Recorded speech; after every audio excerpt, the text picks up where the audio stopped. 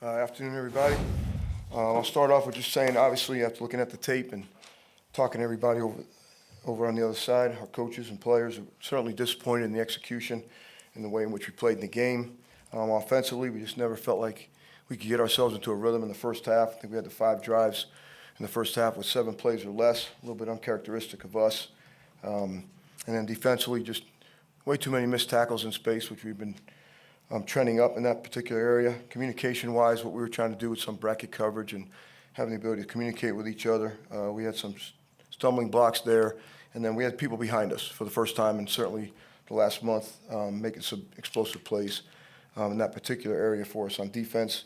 We're -1 in the turnovers, obviously the interception and the fumble there fourth quarter. And then we didn't play very well in the punt game.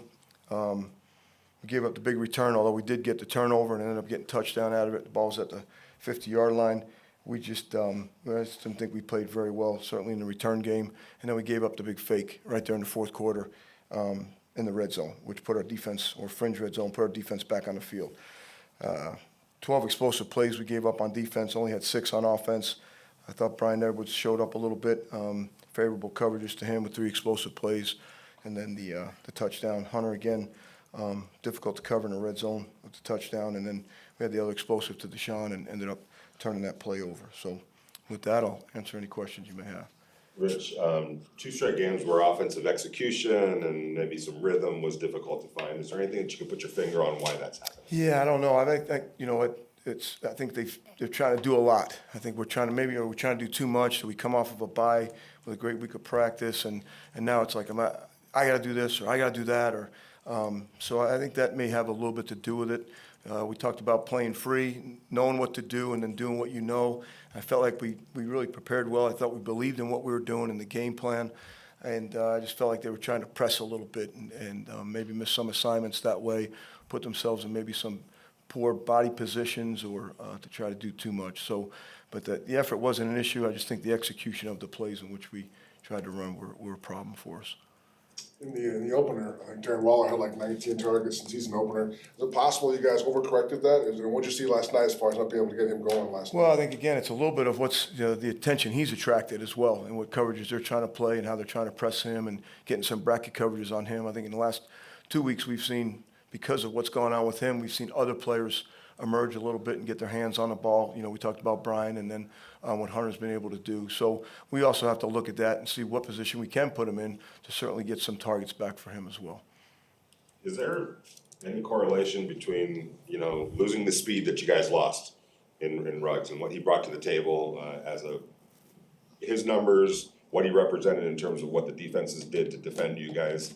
Is there any kind of a correlation between what that loss and then what maybe you're seeing and how people are getting defended right now? Well, we've really seen the same coverages that they've been playing before they played against us. We've seen those same coverages going into these last 2 games. So we felt like, again, adding a speed dimension to Deshaun hopefully is going to help us in the future. We got him to a point where we had the one big play to him there in the game, and hopefully as time goes, we'll get him more and more involved in what we're trying to do. So everything's a correlation right now. Obviously, when you don't execute well, you're going to try to look at everything and see what you can do to put those guys in better situations. Was there injury updates coming out? There's a couple guys that left the game. Yeah. At this point right now, with going into last week, Nick Kwiatkowski is still going to be day-to-day. He's questionable. Keyshawn Nixon kind of re-injured the ankle a little bit, and we'll see how he goes day-to-day. And then Jalen Richard's day-to-day as well. And then we believe we lost Alec Ingold at this particular point for the season with an ACL.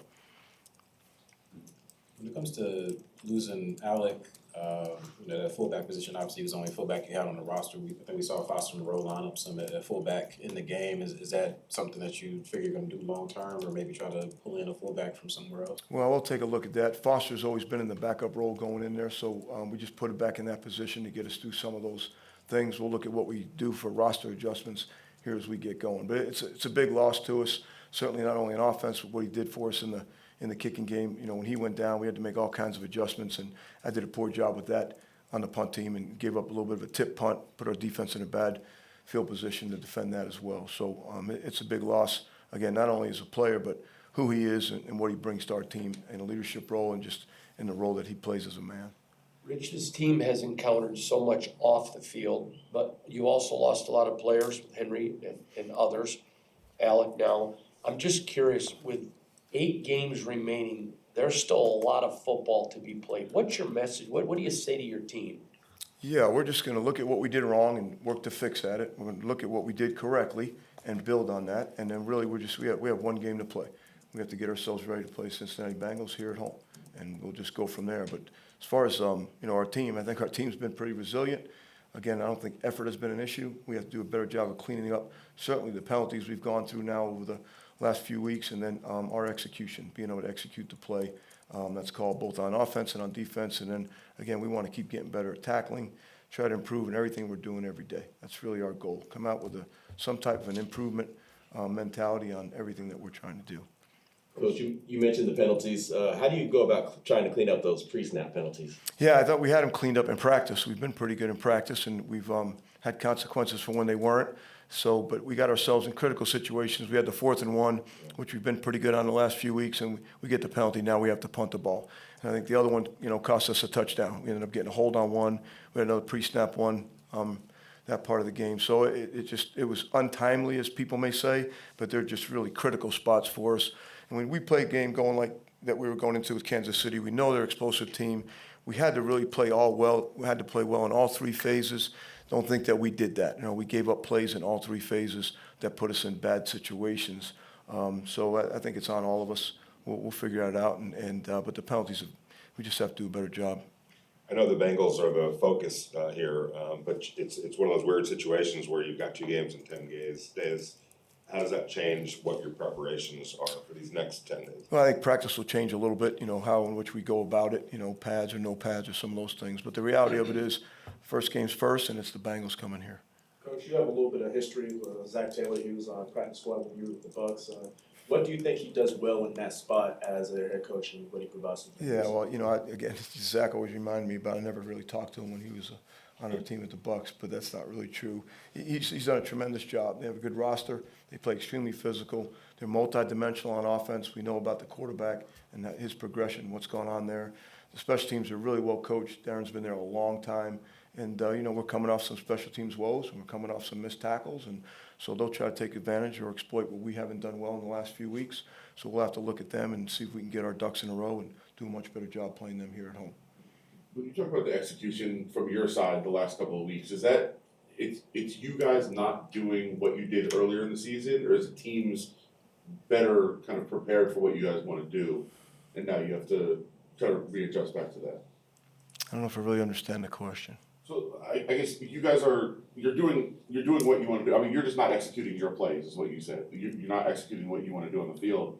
Is that teams that are ready for that and they're trying to they're stopping it better, or is that you guys just not doing exactly? Well, what you want to do? certainly, I guess, see if I can answer it, but maybe it's a combination. But, I mean, even you go back to last week in the Giant game, we have 400-something yards on offense, and we didn't play well enough that we think, the plays we left behind in the red zone and some of the misfires there. And then, this week we had players in position at times to make some plays. We had some, untimely turnovers, and then we gave up some bigger drives with, again, poor communication, missed tackling, which we've been playing pretty well at, and space tackling. And I just think those are communication errors. Those aren't effort errors. Those aren't scheme errors. Those are us just doing poorly in particular situations. So, to answer the questions, we had 2 wins in a row, a few weeks ago, and now we got 2 losses in a row. So we've learned from the wins, and now we're trying to learn from the losses and, again, get ready to play the next game. Rich, any update on the guys that are on IR? Richie Incognito, Trayvon Mullen? Yeah, Richie right at this particular point had a little bit of a setback in his calf, and we're going to kind of keep evaluating that. We're getting something done today to kind of see where that's going to go. Trayvon Mullen, again, it's just kind of, it's at his point, his level to some degree is what he can sustain without feeling pain. And he's moving towards the treadmill and then towards the pool treadmill and moving his way outside a little bit. I think Nick Morrow's kind of the one that's a little bit closest. He's pushing himself to being outside and running a little bit starting this week. So we'll see what happens again with those guys. It's a little bit slow-paced right now. You mentioned there were consequences to the penalties in practice. What were those consequences? Yeah, we're in repeat situations for plays. We end up moving the ball back. We're calling out the guys that they're on. So, again, there's always gonna be consequences for bad actions, right? And then certainly it's no different for penalties. It's all good. All right. Okay, thank you.